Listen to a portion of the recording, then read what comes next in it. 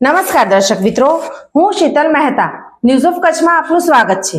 જોઈએ આજના સમાચાર। પરસ્ત્રીથી સંબંધ રાખી પોતાની પત્નીને માનસિક ત્રાસ આપવા બદલ રાપરની કોર્ટે 2 વર્ષની સજા પતિને ફટકારી।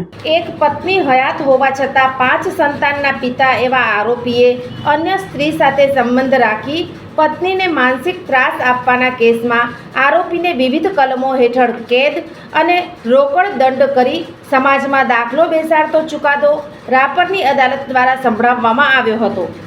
કેસની વિગતો મુજબ સેલારી ગામના આમીન જાન મામદ નોડેના લગ્ન ફરિયાદી હનીફાબેન સાથે તારીખ 11/5/2004ના થયા હતા।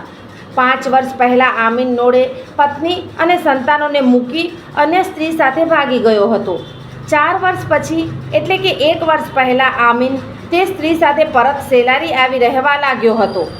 એક જ આંગણામાં પત્ની સાથે જ રહેતો આરોપી આમીન નોડે અવારનવાર પત્નીને ગાળો આપી માનસિક ત્રાસ આપતો હતો અને ઘરમાંથી કાઢી મૂકવાની ધમકી આપતો હતો। છેવટે કંટાળીને ફરિયાદી એવી તેની પત્ની હનીફાબેને આદિપુર મહિલા પોલીસ મથકમાં તેમના પતિ વિરુદ્ધ ફરિયાદ નોંધાવી હતી। ફરિયાદ નોંધાવ્યા બાદ પણ કાઉન્સેલિંગ માટે બોલાવવામાં આવતા આરોપી પતિ હાજર રહ્યો ન હતો। આ કેસ રાપર જ્યુડિશિયલ મેજિસ્ટ્રેટની કોર્ટમાં ચાલી જતા તમામ પુરાવા સાહેદોને ચકાસી બંને પક્ષની દલીલોને સાંભળી હતી।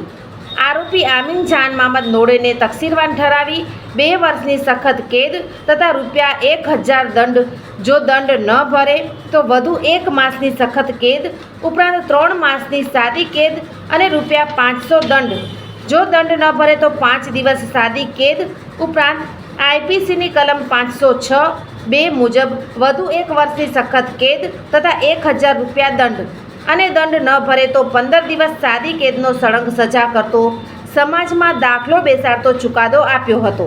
સરકાર પક્ષે એપીપી વી.કે. હઠીલાએ હાજર રહી દલીલો કરી હતી।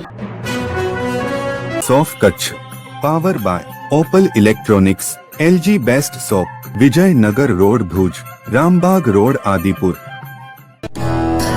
Power by KC jewellers, latest fashion ડિઝાઇનના ઓર્નામેન્ટ્સનો વિશ્વાસપાત્ર શોરૂમ, હોસ્પિટલ રોડ ભુજ। દર્શક મિત્રો, આજે તારીખ 30 સપ્ટેમ્બર 2024 આ હતા આજના સમાચાર। આવતીકાલે ફરી મળીશું, ત્યાં સુધી મને રજા આપશો। નમસ્કાર।